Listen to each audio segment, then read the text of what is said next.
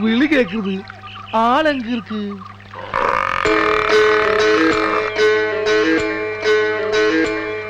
ஆசானே யாரா அது மாயாண்டியா இங்க தண்ணிக்குள்ள வாடா வேணாம் மாஸ்டர் 2 தவணை குளிச்சாலி എനിക്ക് ജലദോഷം വന്നിടും തന്നെ എനിക്ക് അലർജി എന്നാ കുറച്ച് വിക്സ് പരട്ടിട്ട് വാ ഏതുക്ക് ആസാനെ എപ്പ பார்த்தாலும் തണ്ണിയിൽ ഇറക്കുക എന്ന് ഞാൻ എൻ്റെ അമ്മയുടെ തലവട്ടം കണ്ടോ അന്ന് തുടങ്ങി എൻ്റെ കഷ്ടകാലം കിടക്കാൻ സ്വന്തമായിട്ടൊരു കിടപ്പാടം ഇല്ലാന്ന് പറഞ്ഞ് കല്യാണം കഴിക്കാൻ സമ്മതിക്കുന്നില്ല ജന്തുത്തള്ള കല്യാണം കഴിക്കാതെ ചെറുപ്പക്കാരനായ എൻ്റെ ബോഡി ഫുൾ ടൈം ഹീറ്റായി സ്മോക്ക് വരാൻ തുടങ്ങി എൻ്റെ റേഡിയേറ്റർ തണുപ്പിക്കാനാണ് ഞാൻ വെള്ളത്തിൽ കിടക്കുന്നത് ആ ഒരു ദിവസം ആ കിളവി ടീച്ചർമാരെ തല മണ്ണി കുത്തിയ ആ സ്വത്ത് മുഴുവൻ എനിക്ക് കിട്ടും അപ്പൊ ഞാൻ രാജാവ് മാതിരി മാത്തൂട്ടിയേ നീ ഇങ്ങനെ പോത്തിനെ പോലെ വെള്ളത്തിൽ മുങ്ങി കിടന്നോ ദേ തോട്ടം നോക്കാനേ വേറെ ആണുങ്ങൾ വന്നിരിക്കുന്നു നീ വേഗം എഴുന്നേറ്റ് വാ വേറെ ആണുങ്ങളോ അതാര് ഇതാ മത്തൂത്തി അല്ല മാത്തൂട്ടി ആ ഇയാളെങ്ങനെ വെള്ളത്തിൽ ഇങ്ങനെ പൊങ്ങി കിടക്കുന്നേ ആള് ശുദ്ധ പാവാ ഉള്ളിൽ ഒന്നുമില്ല അതാ ഇങ്ങനെ പൊങ്ങി കിടക്കണേ കള്ളേ അതെല്ലാം പ്രാക്ടീസ് യോഗാസനം അല്ലടാ ജലാസനം അതായത് ആസനം ജലത്തിൽ ടച്ച് ചെയ്യാം നീ കേറി വാടാ പുതിയ മാനേജറെ എസ്റ്റേറ്റ് മുഴുവനും ചുറ്റിക്കാണിക്കാൻ അന്നക്കുച്ചമ്മ പറഞ്ഞയച്ചിരിക്കുക ഞാൻ ചെല്ലട്ടെ എസ്റ്റേറ്റ് മുഴുവനും ചുറ്റിക്കണ്ടേച്ച് വരുമ്പോഴേ വെട്ടി വിഴുങ്ങാൻ എന്തെങ്കിലും വേണ്ടേ വന്നിരിക്കുന്നു മാനേജര്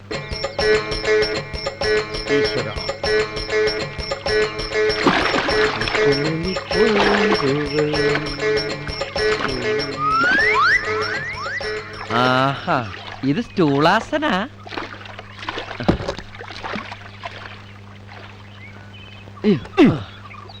നീನು ಹೊಸರೇನು ഏയ് അങ്ങനെയൊന്നുമില്ല ഞാൻ അങ്ങനത്തെ ആളല്ല പേരെന്നാ ചോദിച്ചത് സോളമൻ ചോളമൻ പെരുമാളാ അപ്പൊ കന്നഡ അറിയത്തില്ലല്ലേ ഭാഷ അറിയാതെ എസ്റ്റേറ്റിൽ എന്നാ വളർത്താനായി തെണ്ടി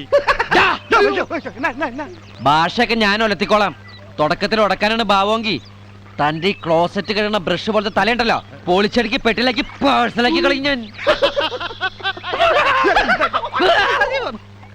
മാനേജറായ ഇങ്ങനെ വേണം ഞാനൊന്ന് ടേസ്റ്റ് ചെയ്തല്ലേ എനിക്ക് ഇവിടെ ഒന്ന് ചുറ്റി കാണണം ഇവിടെ എന്നാ കാണാനാ കൊറേ മലയും കുന്നും കാപ്പിത്തോട്ടോ ഓറഞ്ചും ആ ഇവന്റെ ഭാര്യയുടെ കല്യാണമുണ്ട് ഭാര്യയുടെ കല്യാണം ഭാര്യ ഡൈവോഴ്സ് ചെയ്തു ഇല്ല സാർ ടൈം കിടക്കലേ അതൊരു സോക കഥ ഡൈവോഴ്സ് ചെയ്തിരുന്നെങ്കിൽ അവൾ ഇവനെ വിട്ട് പോകുമായിരുന്നാ ആദ്യ രാത്രി ഇവനൊന്ന് ഡൈവോഴ്സ് ചെയ്യാൻ നോക്കി എന്തോ കണ്ട് പേടിച്ച് അവളെ ഓടിപ്പോയി എന്റെ കയ്യിൽ എങ്ങനെ ആയിരിക്കണം മിനിമം ഒരു 500 ഡൈവോഴ്സ് കഴിഞ്ഞ് പിറ്റേ ദിവസം പെറ്റണിട്ടേ ഭയങ്കരമായ ആള് അതെങ്ങനെയാ കർത്താവ് അടിയുള്ളവനെ കൊണ്ട് അറിയാൻ പറയില്ലല്ല അല്ല ഈ കല്യാണം ഇവിടെ അടുത്താണോ ഇവിടെ അടുത്താ തൊട്ടടുത്ത് സാറ് വരുമോ സാറ് ഫാമിലി കൂട്ടി മെനഞ്ഞാന്ന് ഭരണം അതായത് നാളെ അല്ല നിങ്ങളുടെ ഭാര്യയുടെ കല്യാണത്തിന് പോവും നല്ല സാപ്പാട് കിടക്കും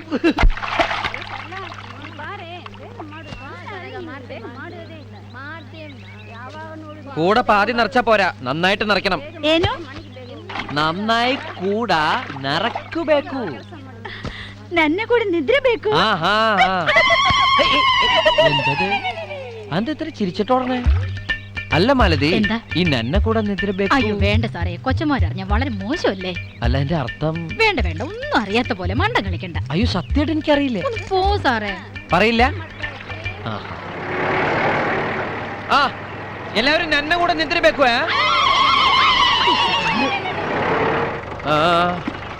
എന്തായി ഒന്നും പറയണ്ട സാറേ മാർക്കറ്റ് ഇടിഞ്ഞു കർത്താവേ എന്നിട്ട് ആരെങ്കിലും മരിച്ചോ ക്യാരറ്റിന്റെ മാർക്കറ്റിനെ കുറിച്ചൊന്നും അറിയില്ലല്ലേ വാനും കോട്ടും ഒക്കെ ഇട്ട് നടക്കണേ എന്തോ വെച്ച് കിട്ടി നമ്മള് പതിവാറായതുകൊണ്ട് അടിപറ്റില്ല പണം എവിടെ പണം എന്റെ ഉണ്ട് എവിടെ കൊടുക്കാൻ വേണ്ടി ബംഗ്ലാവിലേക്ക് പോയാണ് ഞാൻ കൊടുത്തോളാം അയ്യോ ഞാൻ കൊണ്ട് കൊടുത്തില്ല കൊച്ചന്മാര് സമ്മതിക്കില്ല ഞാൻ സമ്മതിപ്പിച്ചോളാം അല്ല ഇപ്പൊ ആര് കൊടുത്താലും കുഴപ്പമില്ല എത്ര ഉണ്ട് കിട്ടിയ മുഴുവൻ ഉണ്ട് ബില്ല് എവിടെ ബില്ലോ ഇവരാരും ബില്ലാതിനോ ബില്ലൊന്നും വാങ്ങിക്കാറില്ല നമ്മള് പതിവാറായതുകൊണ്ട് വായുവിൽ എഴുതി കൂട്ടും വായില്ലോ വായു എയർ ഇംഗ്ലീഷ് അറിയില്ലല്ലേ കാറ്റ് എന്ത് നാറ്റത് ഇയാളെ കള്ളു കുടിച്ചണ്ട ഇതാണ് ഇവിടുത്തെ കാറ്റിന്റെ കുഴപ്പം ഒരു വൃത്തികെട്ട സ്മെല്ല് അതെ കൊടുക്കുന്ന ചരക്കിന്റെ കണക്ക് കൃത്യമായിട്ട് ബില്ലാക്കി വാങ്ങിച്ചുണ്ടല്ലോ മനസ്സിലായ ഇതെന്തത് പേപ്പർ തനിക്കെന്താ പേപ്പർ വെച്ചോടും ഉണ്ടോ അതെ ഈ മാർക്കറ്റിൽ പോയിട്ട് വരുമ്പോ ഒരാഴ്ചത്തെ പേപ്പർ ഒന്നിച്ച് വാങ്ങിച്ചിട്ട് വരും പാലക്കലച്ചനുള്ളതാ ആ നാളെ ഷക്കീലയുടെ പടം റിലീസ് ഉണ്ട് ഇത് കഴിഞ്ഞ ആഴ്ചത്താ ഞാൻ കണ്ടതാ കൊള്ള അതെ ഒരെണ്ണം ഞാൻ എടുത്തു എന്ന് പറഞ്ഞാൽ അയ്യോ അച്ഛൻ സമ്മതിക്കല സമ്മതിച്ചില്ല ഇപ്പൊ പള്ളി പറയാൻ പറയും അച്ഛൻ പള്ളി തന്നെ ഇരിക്കുന്നേ അപ്പൊ അവിടെ തന്നെ പറയാലോ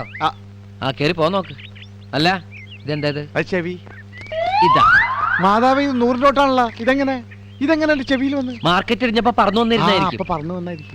അഭ്യാസം എടുത്തോണ്ടല്ല. അല്ല, ഒരു അബദ്ധം പറ്റിയതാ. കളിക്കല്ലേ. സാറിനെ കുറിച്ച് എല്ലാവർക്കും നല്ല അഭിപ്രായമാണ്. കൊച്ചമ്മമാരോട് പറയരുതേ. പോയിക്കോ. ആ. അഭിനേ ഇത് വെച്ചോ. ഫുള്ളാ? ആ. ഇന്നെ കൂടാ നിദ്ര ബേക്കൂ. ഞാൻ അത്രക്കാരനല്ല. സാർ എന്നെ അങ്ങനെ കാണരുത്. ഒരു സഹോദരനായിട്ട് കാണണം. സാറിനും ഇല്ല അമ്മയും പെങ്ങളും സിസ്റ്റേഴ്സും. അല്ല മാത്തൂട്ടി, മാറിക്കണോ. കാശ് തന്നെ വളക്കാൻ നോക്കണേ. എന്നെ കിട്ടൂല. വണ്ടി വിട്ടോടാ. കുഴപ്പമാണ്. അല്ല, നിങ്ങള് ഈ നന്നെ കൂടെ പോടാ. ഇനി ചീത്ത വാക്കായിരിക്കും ഇത്. നന്നെ കൂടാ നിദ്ര ബേക്കൂ.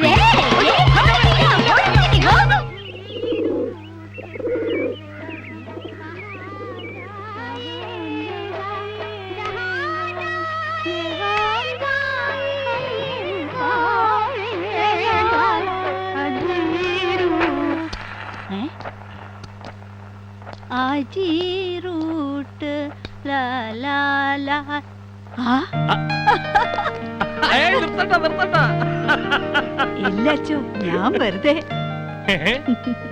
ഞാൻ എന്താ ഈ കാണണേ, എന്താ ഈ കേക്കണേ? കഴിഞ്ഞ ഞായറാഴ്ച പള്ളി വെച്ച് കണ്ട പോലെ അല്ലല്ലോ. ആകെ ഒരു മാറ്റം.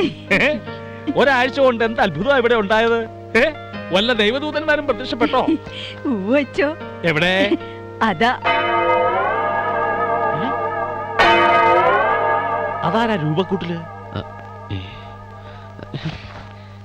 ഈശോമിശിഹായ്ക്ക് സ്തുതിയായിരിക്കട്ടെ അച്ചോ. എപ്പോഴും സ്വീകരിക്കട്ടെ. എന്താ ദൂതന്റെ പേര്? സോളമൻ. ഈശോമിശിഹായ്ക്ക് സ്തുതിയായിരിക്കട്ടെ. ആ, എപ്പോഴും സ്വീകാരി.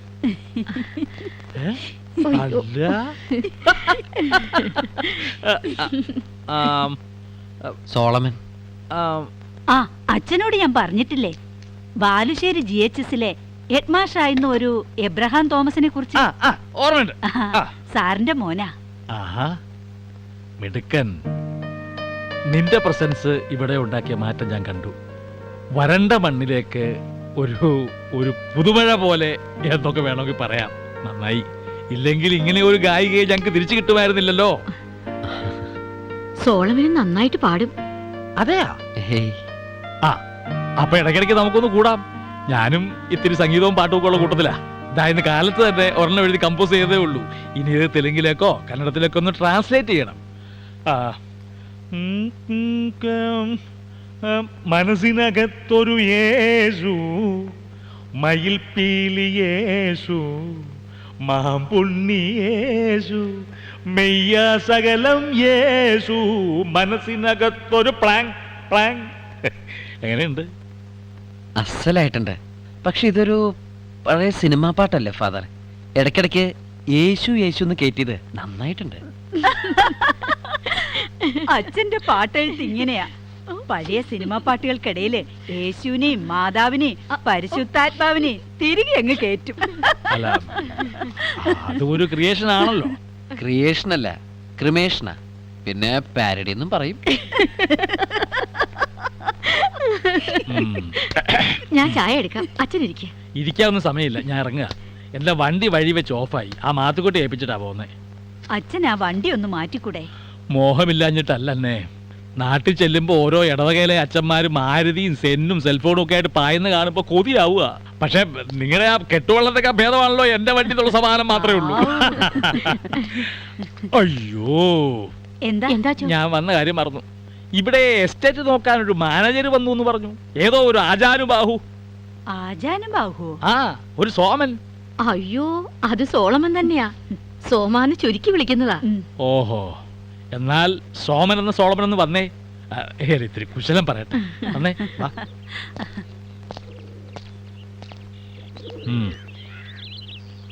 എന്താ നിന്റെ ഉദ്ദേശം? മനസ്സിലായില്ല. അന്നയും ആലീസും പാവങ്ങളാ, വെറും ശുദ്ധാത്മാക്കള്. അവരുടെ മുമ്പിൽ നീ ദൈവദൂതനായിരിക്കും. പക്ഷേ പുറത്തു പറഞ്ഞു കേട്ടിടത്തോളം നീ ആളത്ര ശരിയല്ല. പുറത്ത് ആരെന്ത് പറഞ്ഞു? അതാരെങ്കിലും ആയിക്കോട്ടെ. എനിക്ക് വന്ന പത്രം നീ ആ മാത്തുകൊണ്ട കയ്യിൽ നിന്ന് പിടിച്ചു പറിച്ചു മേടിച്ചതുള്ളത് സത്യമാണോ? ഓ, അത് ശരി. ഒരെണ്ണം ഞാൻ എടുത്തു എന്നുള്ളത് നേരാ. പക്ഷെ പിടിച്ചു പറിച്ചിട്ടൊന്നുമില്ല. പിന്നെ ആ ആള് പറയുന്ന കേട്ട് അച്ഛനെന്നെ തെറ്റിദ്ധരിക്കരുത്. ആ ആളുടെ കുറച്ച് വെട്ടിപ്പ് ഞാൻ പിടിച്ചു, ഒന്ന് വരട്ടി. അപ്പൊ തന്നെ ഞാൻ അച്ഛനോട് പോയി ഇതിന്റെ ഇരട്ടിയായിട്ട് പറഞ്ഞു കൊടുക്കും പറഞ്ഞ് അവിടുന്ന് പോകുന്നത്. അതെയോ? സത്യം ഫാദർ. വേണ്ട. സത്യം ചെയ്യുമ്പോ എപ്പോഴും കർത്താവിനെ പിടിച്ച് സത്യം ചെയ്യുന്ന നല്ലത്. അതാ അച്ഛന്മാർക്ക് സേഫ്. അച്ഛൻ എന്നെ വിശ്വസിക്കാം. പിന്നെ അന്ന ടീച്ചറും ആലിസ് ടീച്ചറും എനിക്കെന്റെ സ്വന്തം അമ്മയെ പോലെ. ഒന്നല്ല, രണ്ടമ്മമാരുടെ സ്നേഹം ഒരുമിച്ച് കിട്ടിയ സന്തോഷത്തില് ഞാൻ എന്നെ തന്നെ മറന്നുപോയി എന്നുള്ള സത്യ. അല്ലാതെ സോറി. ആ മത്തകുത്തി വന്ന് പറഞ്ഞത് കേട്ടപ്പോ ഏതോ ഒരു ബറാബസ് ആണെന്നാ ഞാൻ വിചാരിച്ചത്. എന്തായാലും പരിചയപ്പെട്ടത് നന്നായി. സമയം കിട്ടുമ്പോഴൊക്കെ പള്ളിമേട്ടിലേക്ക് വരണം, നമുക്ക് കൂടാ. പാരഡി മാത്രമല്ല, ഒറിജിനലും ഉണ്ട്. ശരി ഫാദർ. ആ പിന്നെ സോളമന് ഒറ്റയ്ക്ക് കിടക്കാൻ പേടിയുണ്ടോ? പേടിയോ? ഹേയ്, പിന്നെന്തിനാ കൂടെ കിടക്കാൻ അവനെ വിളിച്ചത്? ആരെ? ആ മത്തകുത്തിയെ. ആര് വിളിച്ചു? എപ്പോ വിളിച്ചു? നന്ന കൂടെ നിദ്ര വേക്കൂ എന്ന് നീ അവരോട് പറഞ്ഞോ? അത് ഞാൻ പറഞ്ഞു. ആ എന്ന് പറഞ്ഞാ കൂടെ കിടക്കാൻ വരുന്നുണ്ടെന്നാണോ അതിന്റെ? എന്തേ? ഒന്നുമില്ലേ, കൂടെ നന്നായിട്ട് നിറയ്ക്കണമെന്ന് പറഞ്ഞു. കൂടാ നന്നായിട്ട് നിറയ്ക്കണമെന്ന്. ആ എന്തായാലും അവനോട് പറഞ്ഞത് പറഞ്ഞു. വല്ല പെമ്പിള്ളാരോടും പറയാണ്ടിരുന്നത് ഭാഗ്യം.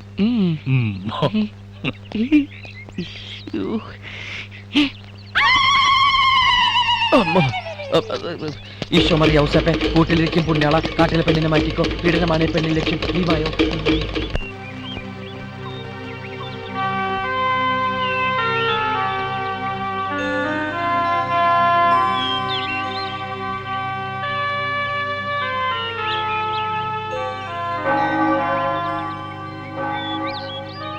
മാതാവേ, ഏറ്റെടുത്ത ജോലി യാതൊരു തടസ്സങ്ങളും ഇല്ലാതെ ചെയ്തു തീർക്കാനുള്ള മനസമാധാനവും ധൈര്യം എനിക്ക് തരണമേ.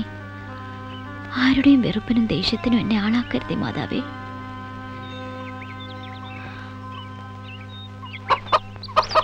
തിന്നോ തിന്നോ, നന്നായിട്ട് തിന്നോ. നിന്റെ ഒടുക്കത്തെ അത്താഴാ മോനെ. നോക്കണ്ട, നീ എന്നെ അങ്ങനെ നോക്കി പേടിപ്പിക്കണ്ട. കിക്കിലി ചേട്ടത്തി ഇക്കാര്യത്തിൽ നിരപരാധിയാ മോനെ. ചിക്കൻ എന്ന് കേട്ടാ കത്തിയെടുക്കാൻ നിൽക്കുന്നില്ല അവൻ. അവനെ നോക്കി നീ പേടിപ്പിക്കും. ചേർത്തിയേ, പൂവനോട് എന്താ ഒരു കിന്നാരം? ആ സോഫി മോൾ എത്തിയോ? നീ വേഗം വരണേന്ന് ഞാൻ മാതാവിനോട് പ്രാർത്ഥിക്കുകയായിരുന്നു. എന്റെ മോളെ ഒന്നും പറയണ്ട. എസ്റ്റേറ്റ് നോക്കാൻ ഒരു യമകാലം വന്നിട്ടുണ്ട്. ഇവിടെയുള്ള മിണ്ടാപ്രാണികളെ ഒക്കെ കൊന്നു തിന്നാ. ദേ ഒരുത്തന്നെ അവന്റെ ഒടുക്കലത്തെ അത്താഴം വെച്ചു കൊടുത്തിരിക്കുക. നിന്റെ പുന്നാര പൂച്ചയെ സൂക്ഷിച്ചോ. ഒന്നും കിട്ടിയില്ലെങ്കിലേ അവൻ അതിനെയും കത്തിവെക്കും. ആ കോമൻ. കോമനോ? ആ അവന്റെ ചേച്ചി ഒരുത്തി കൊണ്ടാക്കി വെച്ച് പോയതാ. ഓ, അതാണല്ലേ വിരുന്നുകാരുണ്ടെന്ന് അയമുട്ടിക്ക പറഞ്ഞത്. കൊച്ചമ്മമാരുടെ ബന്ധുവാ? ഓ, എന്നാ ബന്ധുവാ. പണ്ടെങ്ങാണ്ടോ പഠിപ്പിച്ചിരുന്ന പള്ളിക്കൂടത്തി പഠിച്ചതോ മറ്റോ ആണെന്ന്. കൊച്ചമ്മമാർക്ക് ഇപ്പൊ അവനില്ലാതെ ഉമിനീരിറങ്ങത്തില്ല. വെളുത്തിരുന്ന മുടിയെല്ലാം കറുപ്പിച്ച് അവൻ ഈ കുടുംബം വെളുപ്പിക്കേ. നീ തന്നെ കണ്ടോ, രണ്ടെണ്ണത്തിന് ഈ മഞ്ഞത്തും വെയിലത്തും കാട്ടിലും മേട്ടിലും ഒക്കെ തുള്ളിച്ചോണ്ട് നടക്കുക. ഇക്കണക്കിന് പോയാലേ മോൾ അവരധികകാലം നോക്കേണ്ടി വരില്ല. രണ്ടുപേർക്കും കൂടി 4 കഷ്ണം പഞ്ഞിയുടെ ആവശ്യമുള്ളൂ. പരദൂഷണം പറയാണെന്ന് വിചാരിക്കരുതേ. സുഖമില്ലാത്തവരും അങ്ങനെ തുള്ളിക്കാൻ പറ്റത്തില്ലെന്ന് ചേർത്തിക്ക് പറയായിരുന്നില്ലേ? ഓ, നമ്മള് പറഞ്ഞ അവിടെ ആര് കേക്കാനാ? എന്നെ കണ്ടാലേ സിനിമാ നടിയെ പോലെ ഇരിക്കുന്നു എന്ന് പറഞ്ഞ് എന്നെ ഒന്ന് പുതപ്പിക്കാൻ നോക്കിയതാ. നമ്മൾ എത്ര കുളിര് കണ്ടതാ. ആളിവിടുണ്ടോ? ഉണ്ട്. ത്രിസന്ധ്യ ആവാൻ പോണ നേരത്തെ ഉടക്കാനൊന്നും നിക്കണ്ട. ഞാൻ ഏഷ്യന് കൂട്ടിയതാന്ന് പറയും. കൊച്ചമ്മമാരെ അടുത്ത് തലയെ കെട്ടി വെച്ചിരിക്കല്ലേ. തഞ്ചത്തിൽ നിന്ന് പൂച്ചക്കുഞ്ഞിനെ എടുക്കുന്ന പോലെ ചെവി തൂക്കിയെടുത്ത് പുറത്ത് കളഞ്ഞാ മതി. ഇല്ലേലേ ചിലപ്പോ മോള് പുറത്താവും. എനിക്ക് അങ്ങനെ ആരുടെയും കാലും എഴുതി മുത്തുന്ന സ്വഭാവം ഇല്ലെന്ന് ചേർത്തിക്ക് അറിയാലോ. മര്യാദക്കാണെങ്കിൽ മര്യാദക്ക്, ഇല്ലെങ്കിൽ സോഫി ആരാണെന്ന് അയാൾ അറിയും. മാതാവേ, വെളുക്കാൻ തേച്ചത് പാണ്ടാവോ? ആ